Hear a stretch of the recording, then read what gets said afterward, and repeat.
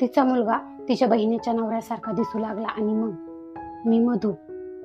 माझ्या लहान बहिणीचे नाव मिता आहे. मिता माझ्यापेक्षा 2 वर्षांनी लहान आहे. आम्हा दोघी बहिणींमध्ये खूप प्रेम आहे. आम्हाला दोघींना एकमेकींशिवाय अजिबात चैन पडत नाही. आम्ही जिथे जिथे दोघीही एकत्रच असतो. आईला नेहमी चिंता वाटायची की लग्न झाल्यावर दोघीही एकमेकींशिवाय कशा राहणार. पण आम्ही तिला नेहमी सांगायचो की तू आमच्यासाठी 2 भावांचे स्थळ बघ. एकाशी मी लग्न करेल आणि एकाशी मिता. आपलं लग्न एकाच घरात आणि एकत्रच व्हावं असे आम्हा दोघींनाही वाटे. आणि सुदैवाने हेच घडले. आम्हा दोघींचे लग्न एकाच कुटुंबात झाले. रवी माझा नवरा आहे आणि त्याचा छोटा भाऊ राज माझी बहीण मिताचा नवरा आहे. लग्नानंतर आम्ही एकत्र कुटुंबात राहू लागलो. आता आम्ही दोघी बहिणी फार खुश होतो. रवी आणि राज आमच्या पतींचेही चांगले बॉन्डिंग आहे.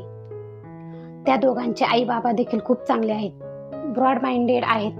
त्यामुळे आम्हा दोघींना सासूरवास असा काही नव्हताच. लग्नानंतर आम्ही दोघीही एकाच वेळी प्रेग्नेंट झालो आणि योगायोग असा घडला की आम्हा दोघींनाही एकच डिलिव्हरीची तारीख देण्यात आली. त्यामुळे सासरची आणि माहेरची सगळीच माणसे फार खुश होती. आम्ही डिलिव्हरीसाठी एकत्रच हॉस्पिटलमध्ये गेलो होतो. डिलिव्हरीनंतर मी शुद्धीत आले तेव्हा मला मुलगा झाल्याचे समजले. मग मी मिताबद्दल विचारले. तिला मुलगी झाल्याची कळाली. आम्ही दोघी बहिणी फार आनंदात होतो. आता आम्ही आई झालो होतो आणि त्याही एकत्रच. आता आम्ही एकत्रच आमच्या मुलांचे संगोपन करू लागलो. माझ्या मुलाचे नाव ठेवले तनिष, तर मिताच्या मुलीचे नाव ठेवले तनिषा. मुले फार लवकर मोठी होतात. बघता बघता 2 वर्षे कशी निघून गेली कळलेच नाही. माझा मुलगा तनिष जसा मोठा होत होता तसा तो माझ्यासारखा किंवा रवीसारखा न दिसता तो माझ्या बहिणीचा नवरा राजसारखा दिसायला लागला होता. सुरुवातीला मला वाटले की मला गैरसमज झालाय, पण आता बाहेरचे लोकही म्हणू लागले की तनिष डिक्टो त्याच्या काकासारखा दिसायला लागला. मिता आणि राजची मुलगी तनिषा तिच्या बाबांसारखी म्हणजे राजसारखी दिसते. पण तनिष पण राजसारखा का दिसतो हे एक गूढच होते. एकदा सहज गमतीमध्ये मी रवीला म्हणाले की तनिष थेट त्याचा काकासारखा दिसायला लागलाय. पण रवी माझ्यावर वैतागला. काहीतरीच काय, तनिष राजसारखा का दिसेल काय हे खूळ घेतलंय तू डोक्यात. रवीला इतके माझ्यावर चिडायची काय गरज होती. मी तर माझी शंका बोलून दाखवली होती. असेच आणखी काही महिने निघून गेले, पण हे सर्व माझ्या मनात घोळत राहिले.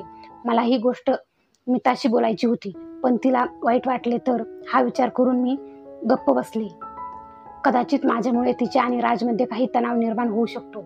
तरीही एकदा मी तिला गमतीने एवढेच म्हणाले की हळूहळू तनिष त्यांच्या काकासारखा दिसू लागला आहे.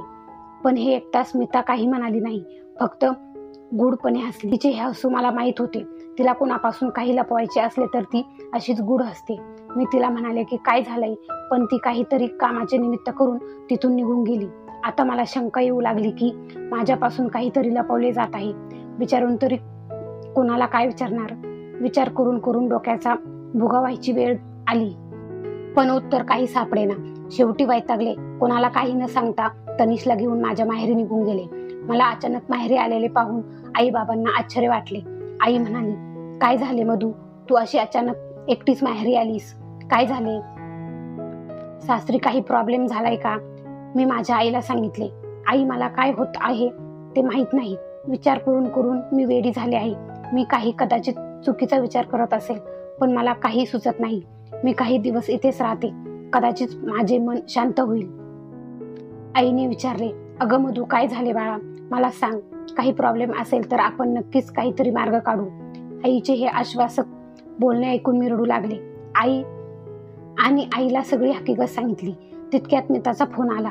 आई तिच्याशी बोलली आणि मला म्हणाली, बाळा, कदाचित आता तुला सत्य कळण्याची वेळ आली आहे, अन्यथा तुझे अतिविचार करणे तुला नुकसान करू शकते.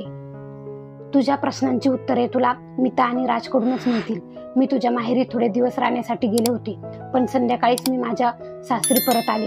मी उत्तर मिळण्यासाठी इतके अधीर झाले होते की माहेरी राहू शकले नाही. घरी परत आल्यावर रवी माझ्यावर वैतागला. अगं, अशी कशी न सांगता तू माहेरी निघून गेलीस? असं न सांगता कोणी जाते का? पण मी त्याला फक्त इतकेच बोलले की माझ्यासोबत मिताच्या रूममध्ये चल. तिचा नवरा राज देखील रूममध्येच होता. पण मला आणि रवीला पाहून त्यांना आश्चर्य वाटले नाही. जणू दोघे माझीच वाट बघत होते. मी मिताला थेटच विचारले, मिता, आई काय म्हणत होती, तुला काय माहित आहे? मिता म्हणाली, अगं हो, शांत हो ताई, मला वाटते की आता तुला सगळे सांगायची वेळ आली आहे. न कळून मी फक्त तिच्या चेहऱ्याकडे पाहत राहिले. ती म्हणाली, ताई आपण दोघीही एकाच वेळी प्रेग्नेंट राहिलो, पण माझ्या पोटात जुळी मुलं होती. मी आणि राज एकदम एक्साइट झालो होतो, पण सगळ्यांना बाळ झाल्यावर सरप्राईज देऊ म्हणून आम्ही घरात कोणाला सांगितले नाही.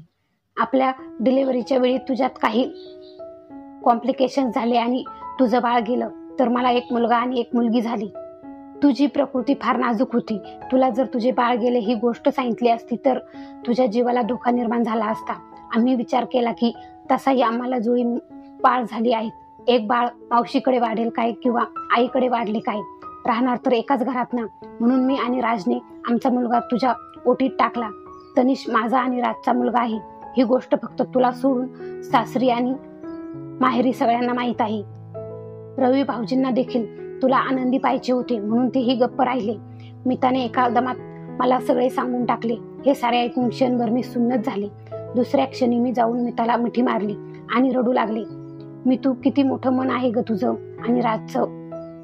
तुम्ही तुमच्या पोटच्या गोळ्याला एका क्षणाचाही विचार न करता माझ्या पदरात टाकलं. तुझ्या जागी मी असते तर कदाचित मी असे करू शकले नसते.